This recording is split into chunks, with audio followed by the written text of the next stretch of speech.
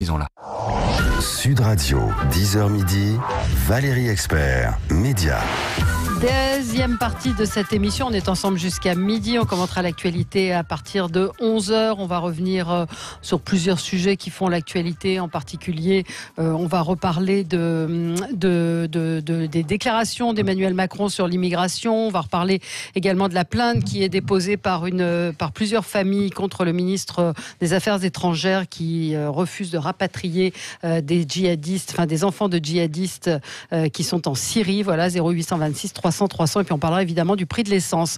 Le Parisien publiait ce week-end, le week-end dernier, une tribune signée par des élus locaux pour faire de la télémédecine une priorité. La télémédecine, eh bien, c'est quand vous pouvez consulter un médecin à distance. Ça a été lancé il y a 1 an, ça n'a pas connu le succès escompté.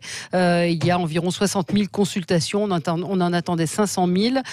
Selon un récent sondage, 79% des Français estiment que ce n'est pas fiable, pas aussi fiable qu'un médecin qu'on voit physiquement.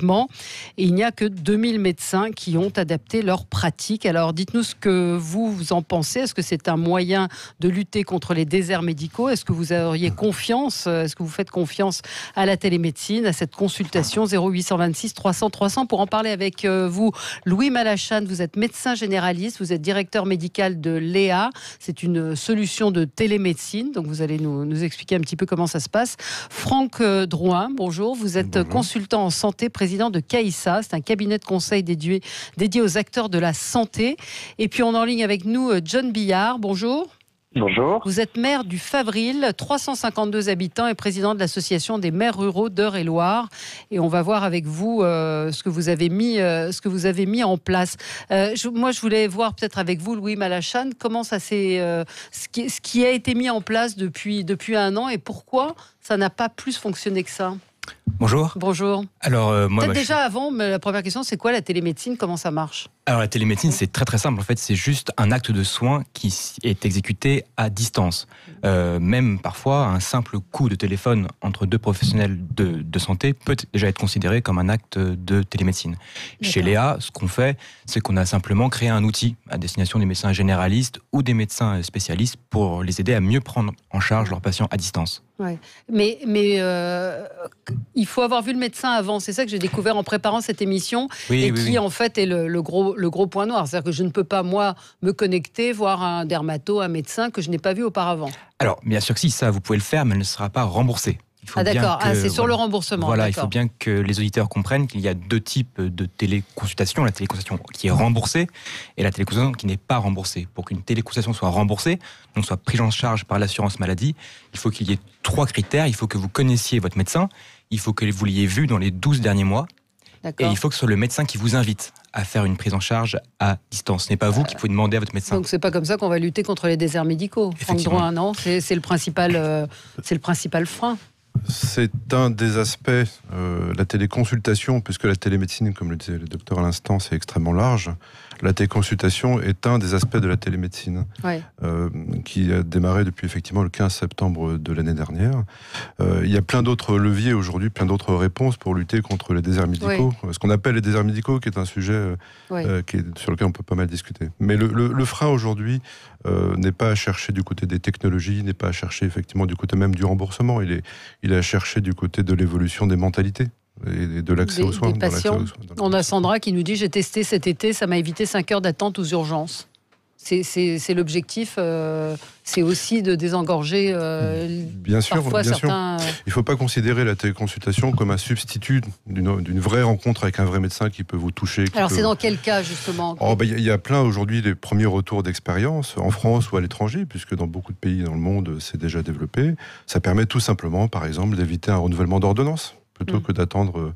de mobiliser un médecin pour faire un acte mécanique de renouvellement d'ordonnance. On peut pratiquer une téléconsultation, ce qui permet de donner plus de temps d'un médecin à des gens qui en ont vraiment besoin sur du dialogue et de l'échange. Oui, mais pourquoi un simple coup de fil suffit ? La télémédecine, c'est quoi ? C'est qu'il y a forcément une interaction visuelle. Quelle est la différence avec un coup de fil à un médecin ? Déjà, c'est que premièrement, pour être remboursé, il faut qu'il y ait un lien vidéo. Mais il faut également que l'échange de documents soit sécurisé. Parce qu'actuellement, on ne peut pas envoyer des documents médicaux par mail, parce que ce n'est pas un moyen de communication qui est sécurisé. Donc il y a des risques. Chez Léa, On est une entreprise qui respecte tous les critères de sécurité pour stocker des données de santé et ainsi garantir leur sécurité. Comment vous expliquez, vous, que ça mette autant de temps à démarrer? Il y a à la fois les patients, ce que disait Franck Drouin, et puis les médecins aussi, non, qui sont assez réticents. Les médecins sont assez réticents parce qu'il y en a certains qui ne sont pas non plus totalement informés sur la différence d'une téléconsultation qui est remboursée et qui n'est pas remboursée, mais également... la moyenne d'âge des médecins en France est quand même assez âgée et nous on en rencontre beaucoup qui nous disent j'ai pas envie de changer maintenant. La téléconsultation en tout cas elle prend compte le plus grand succès chez les jeunes médecins généralistes. C'est eux qui la pratiquent le plus. Ouais, c'est une question Vous dites Franck Drouin, il faut faire la différence entre télémédecine et téléconsultation. Et la télémédecine, ça concerne les praticiens entre eux. Ça s'appelle les praticiens entre eux, c'est ce qu'on appelle la téléexpertise. D'accord. Donc, la télémédecine, c'est beaucoup plus large que la téléconsultation. Envoyer un examen d'imagerie, une radio vers un médecin, que ce soit un médecin vers un médecin, un patient vers un médecin, ça fait partie de la télémédecine. C'est extrêmement large comme sujet. D'accord. John Billard, racontez-nous un petit peu comment ça se passe dans votre commune. Vous êtes battu pour l'installation, c'est ça, d'une cabine de téléconsultation ? Oui, exactement. Alors, elle n'est pas encore ouverte au public puisqu'elle a été installée, donc c'est la cabine de téléconsultation de H4D, c'est une cabine de téléconsultation qui a cette particularité qu'elle ne nécessite pas la présence d'un professionnel de santé, une infirmière ou un pharmacien, puisque pour que le remboursement aussi, vous parliez tout à l'heure des remboursements, s'exerce au niveau du patient, il faut qu'il y ait l'assistance d'une personne auprès pendant la téléconsultation. La particularité de la cabine H4D que je porte, c'est justement qu'il n'y a pas ça, parce que mon projet, il est porté aussi pour l'Association des maires ruraux de France, dont je suis le vice-président en charge des questions numériques, et qui va nous permettre de voir comment on peut utiliser cette solution pour les communes qui sont éloignées et très désertées, on va dire, médicalement, puisque vous avez des communes de montagne, vous avez des communes de campagne où vous n'avez même pas d'infirmière. Comment on va pouvoir apporter des solutions? Donc, sur le Favril, on est pour le moment dans une phase où on l'a fait découvrir aux médecins, puisque dans ce que vous disiez tout à l'heure sur l'appétence, je pense qu'il y aura une appétence à détecter chez les patients, à venir faire de la téléconsultation médicale, mais il y a aussi un certain nombre de médecins qui, ne connaissant pas cette technologie, ont nécessairement besoin de le découvrir. Donc pendant tout le mois de septembre, en fait, on fait des journées portes ouvertes pour qu'ils viennent voir donc dans ma mairie, parce que la particularité de la cabine, c'est qu'elle est installée dans la mairie, pour voir comment ça fonctionne. Et je dois dire que les premiers médecins qui sont venus ont été plutôt séduits. Voilà. Donc, mais pourquoi il y a besoin d'une cabine? Ça que je ne comprends pas. Pourquoi le médecin a besoin de s'installer dans la mairie? Alors, le médecin, lui, ne s'installe pas dans la mairie, c'est la cabine. Oui, mais qui vient dans la cabine? Je n'ai pas compris.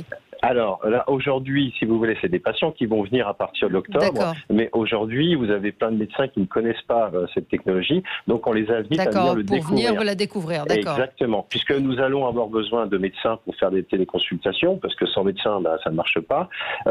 Et donc, pour ça, parce que pour les règles de l'ARS sur les exceptions, enfin, je ne rentre pas dans le méandre des difficultés qu'on a pour après se faire rembourser, on a besoin de recruter des médecins. Donc, on est là pour leur faire découvrir. D'accord. Et les réactions de vos administrés? Alors, pour le moment, toutes les réactions sont plutôt positives. Moi, j'ai pas encore ouvert, puisque c'est une première nationale, puisque c'est la première fois qu'on fait ça en France. Donc, à partir du mois d'octobre, on va pouvoir voir comment vont réagir les patients. Moi, ce que me disent mes administrés, mais au-delà, puisque c'est un projet qui ne concerne pas que ma commune, c'est plutôt, je suis plutôt encouragé. Pour l'anecdote, dimanche, parce qu'il y a eu un article dans la presse, on m'appelle maintenant docteur et non plus maire, parce que j'ai mis ce système en place, qui est un moyen, effectivement, de venir soulager les cabinets des médecins qui sont surchargés parce qu'ils ne sont pas assez nombreux, qui va, je l'espère, permettre aussi de désengorger, alors pas que seulement avec ma cabine, parce que il n'y en aurait pas assez, mais au moins les services d'urgence, et surtout de rassurer les patients, les concitoyens, qui sont très inquiets autour de ce sujet, puisque je rappelle que ça fait partie des doléances pendant au moment de la crise des Gilets jaunes et des doléances qui ont été portées, c'est ce problème d'accessibilité à des premiers soins dans les communes rurales notamment. Oui. Peut-être une réaction, Franck Droin. Je crois qu'on peut souligner l'effort d'un maire pour s'investir là-dessus. C'est pas simple. J'ai eu l'occasion d'en discuter avec John Billard il n'y a pas très longtemps. C'est tout à fait louable parce que aujourd'hui les élus, et surtout dans les communes de petite taille, sont soumis à une pression importante des citoyens qui ressentent un besoin et une vraie carence. Aujourd'hui, il y a des départements qui estiment qu'ils sont en vraie carence d'accès aux soins. Mais que c'est un peu un cercle vicieux, parce qu'il faut bien que qu'il y ait des médecins qui répondent. Donc le temps qu'ils vont prendre pour la téléconsultation, c'est un temps qu'ils ne donneront pas à leurs patients physiquement. C'est un sujet qui ne manque pas de paradoxe, en fait. Oui, c'est ça. Parce qu'en France, il n'y a jamais eu autant de médecins. Le nombre de médecins, globalement, est en augmentation, sauf que les médecins généralistes, le nombre de médecins généralistes est en diminution, que leur exercice en mode libéral, le médecin d'antan comme le docteur Knock, le fameux Louis Jouvet, ce merveilleux film, c'est terminé. C'est terminé. Il faut comprendre que les professions médicales sont en plein bouleversement et qu'eux-mêmes sont soumis à des pressions très importantes et qu'auparavant, on avait des médecins généralistes qui pouvaient finir jusqu'à 22-23 heures. Il y a un vrai changement démographique. Il y a un changement démographique, il y a un changement aussi. Alors, moi qui suis plutôt féministe, il y a aussi un changement du fait qu'il y a de plus en plus de femmes médecins et qu'elles n'ont pas, elles ont à gérer la famille et que dans le temps c'était l'homme était médecin, la femme faisait le secrétariat, s'occupait de la maison. Non, c'est une réalité ça aussi. Les chiffres montrent qu'en fait ça touche à la fois les hommes et les femmes, c'est-à-dire que les jeunes médecins qui s'installent, d'abord ne s'installent plus individuellement avec la plaque en bas de l'immeuble, ils s'installent collectivement et qui sont concernés par le même souhait d'avoir un équilibre entre la vie professionnelle et la vie privée. Oui, vous confirmez. Non, moi, je pense qu'il faut absolument il faut absolument louer la démarche de ce maire d'avoir une action aussi novatrice en France que d'équiper une commune. Il faut parler bien dans le micro. Que d'équiper une commune d'une cabine comme ça. Et c'est vrai qu'il a compris que c'est aussi aux élus d'essayer de trouver des solutions avec les professionnels de santé pour faire venir les médecins sur leur territoire et comprendre l'aspiration des jeunes médecins à travailler en groupe avec des infirmières, des médecins spécialistes dans une même maison de santé. Et même peut-être aussi repenser toute la pratique, quoi. Ce qui est intéressant aussi, c'est que cet accès aux soins se fait dans une commune sur le territoire. Aujourd'hui, on voit beaucoup se développer, comme Léa, c'est bien qu'il y ait des développements d'entreprises privées, de plateformes distantes pour les gens qu'ils appellent, mais il n'y a pas d'ancrage, il n'y a pas toujours d'ancrage sur le tissu local, le médecin, la pharmacie, l'hôpital, etc. Et aujourd'hui, il y a un vrai enjeu. Est-ce que l'accès à cette téléconsultation, cette télémédecine se fasse complètement en imbrication avec ce qui se passe sur le territoire, ce qui se passe dans le village, ce qui se passe dans la ville. Parce que sinon, ça risque de complètement déstructurer. Il faut qu'il y ait une coordination sur place. On a Ariane en ligne avec nous. Bonjour Ariane. Oui, bonsoir. Bonjour. Je suis tout à fait d'accord avec ce qui vient d'être dit, c'est-à-dire que la télémédecine ne va pas remplacer la médecine. S'il y a une coordination entre tous les soins offerts sur place, surtout dans les lieux un peu reculés, et la médecine, les consultations par télémédecine, c'est tout à fait formidable parce qu'on n'a pas besoin de se déplacer à 30 km ou d'aller aux urgences. Si on tombe, si on se casse une jambe, il faut quand même avoir une aide tout de suite. Il faut appeler les pompiers, je ne sais pas. Vous y avez eu recours à la télémédecine? Vous avez déjà... J'ai été sollicitée, j'ai vu ce que ça proposait et j'avais besoin d'un ophtalmo. Alors c'est la seule fois où j'ai pas vu mon ophtalmo par télémédecine parce que j'en ai un à Paris, mais j'étais obligée d'aller à Paris pour faire la consultation. Et il se peut que la prochaine fois je vienne, mais quand même la consultation d'ophtalmo, il faut quand même avoir des appareils spécialisés. Mais sinon, je suis tout à fait prête pour une consultation, par exemple, de dermatologie, où il faut vraiment, il y en a très peu, et puis il faut prendre un rendez-vous 6 mois à l'avance. Quand on a, je ne sais pas, une excroissance suspecte, le faire par télémédecine, ça me paraît tout à fait possible quand on est équipé, bien sûr. Oui. Merci beaucoup, merci de votre témoignage, Ariane. On se retrouve dans un instant. Êtes-vous prêt à vous faire soigner à distance par la télémédecine? 0826 300 300, à tout de suite. Sud Radio, 10h midi, Valérie Expert. Média. Avec vous sur Sud Radio et on parle de la télémédecine avec beaucoup d'applications, de plus en plus d'applications qui vous proposent des consultations de médecine. On essaye d'y voir un petit peu plus clair. Êtes-vous prêt à vous faire soigner à distance? Est-ce que vous avez été sollicité par ce type d'application? 0826 300 300. On en parle avec Louis Malachane, médecin généraliste, directeur médical de l'EA, solution de télémédecine, et Franck Drouin, consultant en santé, président de CAISA, un cabinet de conseil dédié aux acteurs de la santé. Et puis toujours en ligne avec nous, John Billard, maire du Favril, président de l'association des maires ruraux d'Eure-et-Loire, qui a installé une cabine de téléconsultation dans sa mairie. Peut-être des questions, on a entendu ce que disait Ariane tout à l'heure, ça ne marche pas pour toutes les spécialités. Alors, quel type de consultation on peut faire par télémédecine? Alors, toutes les spécialités en France ont le droit de faire de la télémédecine. Il est vrai que les dermatos, ça marche plutôt bien parce qu'ils peuvent recevoir des photos de la lésion et donner leur avis au médecin.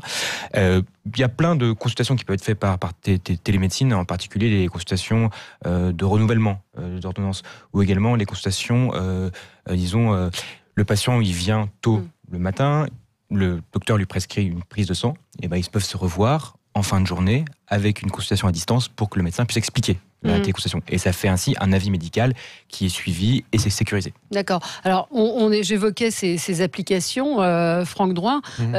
C'est quoi la différence? Parce qu'on vous propose en gros de consulter directement un médecin via une plateforme, c'est ça? Oui, c'est ça.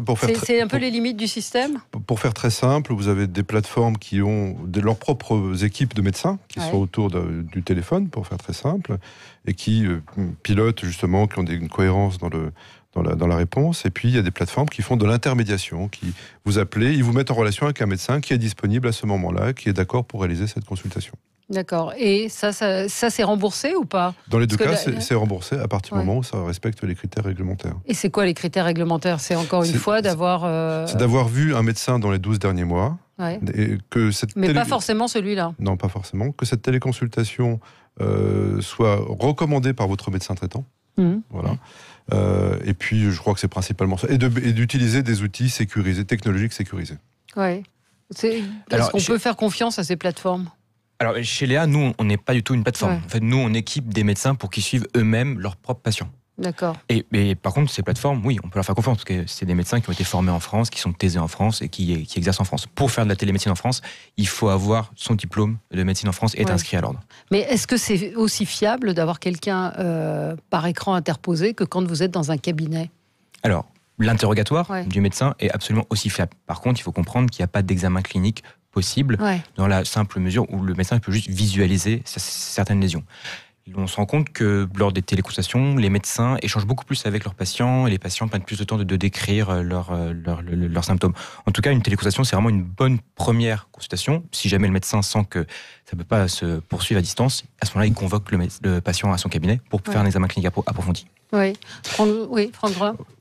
Il faut noter qu'on est au début d'une ère nouvelle là-dessus. C'est-à-dire qu'il y a des sociétés maintenant qui sont comme Google ou autres, qui d'ores et déjà ont bâti des algorithmes qui permettront à un patient, soit par téléphone, soit par Internet, etc., d'évoquer leurs problèmes de santé et d'avoir des réponses avec en face des outils d'intelligence artificielle. On est vraiment dans une révolution complète de la relation entre un patient et les professionnels de la santé. Mais une certitude, c'est qu'on aura toujours besoin du dialogue singulier entre un patient et un professionnel de la santé. Que ça soit, il faut le souligner, aujourd'hui, on parle beaucoup des médecins, puisque 40% des actes de téléconsultation sont faits par des médecins généralistes, 30% par des spécialistes, et demain, et c'est une belle avancée portée par le gouvernement, les infirmières pourront également réaliser des actes en téléconsultation. Comme quoi? Parce que les infirmiers ils viennent faire en général des pansements, des piqûres, des prélèvements. Les maladies chroniques, pour les maladies chroniques, pour les diabétiques notamment, l'hypertension. On a la chance en France d'avoir un très bon niveau de professionnels de la santé. Et nos infirmières, aujourd'hui, revendiquent, et à juste titre d'ailleurs, une place plus importante dans le parcours de soins. Mais est-ce que ça peut aider à lutter contre les déserts médicaux? C'est une des réponses, mais il faut souligner qu'aujourd'hui, il y a beaucoup d'autres dispositions qui sont mises en place, parce que, par exemple, 5% par an de recours supplémentaires aux urgences. Pourquoi? Parce que les gens semblent ne plus trouver de réponse sur le territoire. La téléconsultation peut permettre à des gens de ne pas aller aux urgences pour un renouvellement d'ordonnance parce qu'ils ne trouvent pas de médecin, par exemple. Bon. Mais il y a plein d'autres dispositions aujourd'hui portées par les pouvoirs publics, mais en accord assez consensuel avec les professionnels de la santé, sur les communautés de professionnels de santé, sur les territoriales de santé, où on va demander aux médecins généralistes libéraux d'aider à organiser une coordination entre eux. Autour du médecin, le pharmacien, l'infirmière, pour éviter que les gens n'aillent aux urgences. Voilà, ça, ce sont des réponses qui sont bien plus fortes et structurelles que la téléconsultation. Mais la téléconsultation, c'est un acte, c'est un prolongement technologique d'un acte porté par plusieurs professionnels de la santé. Oui, Philomène nous dit que c'est le système Azalée pour le diabète. C'est ça ou pas ? Oui, c'est certaines infirmières qui sont spécialisées dans la prise en charge du diabète. Ce sont des infirmières ultra spécialisées. Ça se met en place. Chronique, voilà. Ouais. Et aussi, la téléconsultation va arriver dans les pharmacies. Avec des cabines qui vont être placées un peu partout en France. Et également, la téléconsultation est au centre du plan d'Agnès Buzyn pour la réforme des urgences et du SAMU. Et vous sentez quand même une réticence. Encore une fois, on misait, ce chiffre 500 000 contre 60 000 actes. C'est quoi ? Ça vient de quoi ? Vous l'avez dit, un peu de réticence, je crois qu'il faut relativiser, mise en place. Il faut relativiser. On a il y a une très forte augmentation depuis que c'est mis en place. Ça ne fait qu'un an, vous savez. On a un système qui est quand même historique et qui est séculier. Donc, 3300 aujourd'hui consultations par semaine, ça augmente progressivement. Et puis, vos émissions contribuent à faire connaître. Ce qui me paraît compliqué, c'est quand même cette histoire de remboursement. C'est-à-dire le fait de ne pas avoir vu de médecin fait qu'on ne peut pas être remboursé. C'est quand même ce que vous nous dites. Donc, ça, c'est quelque part, vous disiez que ce système n'était pas... qu'il y avait beaucoup de paradoxes, c'est quand même un paradoxe. S'il y a un médecin qui est à 70 ou 80 km, justement, la télémédecine ne va pas vraiment m'aider là-dedans. Alors, c'est dans le plan pour développer la téléconsultation, justement, ils veulent mettre des centres de téléconsultation départementaux, donc dans les CPTS, dans les communautés territoriales de professionnels de santé. Et à ce moment-là, on aura le droit de consulter cette garde de téléconsultation constante. Ça, on aura le droit de le faire. Parce que c'est pour le critère de l'urgence. On a Philomène qui nous dit, oui, c'est ça, on va régler le problème des déserts médicaux. Imaginez 80 ans devant son ordinateur. C'est aussi un des paradoxes. C'est vrai, mais on a des patients, nous, chez Léa, de 84 ans qui utilisent notre solution et ça fonctionne bien. Sur les premiers chiffres, les 60 000 qui ont été pratiqués, 10% des personnes ont plus de 70 ans. Quand même. Ah oui. Ouais. Donc, et puis on est vraiment, encore une fois, c'est le début d'une transformation beaucoup plus lourde. Donc il va être sur des générations qui vont se mettre petit à petit à la télémédecine. Tant du côté des patients que du côté des professionnels de la santé. Aujourd'hui, plus d'un médecin sur deux en France a plus de 50 ans. Pour situer, c'est 20% seulement des cadres en France qui ont plus de 50 ans. Vous voyez, il y a... D'ailleurs, les chiffres, il y a beaucoup de médecins à la retraite qui continuent d'exercer. Vous voyez ? Donc, mais il y a un changement générationnel qui va s'instaurer. Les jeunes médecins seront plus favorables à cela, évidemment. Relisez cette tribune, donc publiée dimanche dans Le Parisien. Les médecins qui réclament le développement de la télémédecine. C'est à lire. Merci à vous, merci à tous les deux. On se retrouve dans un instant pour commenter l'actualité et reparler du choc pétrolier qui nous attend peut-être, du retour des enfants de djihadistes et bien d'autres sujets encore. À tout de suite.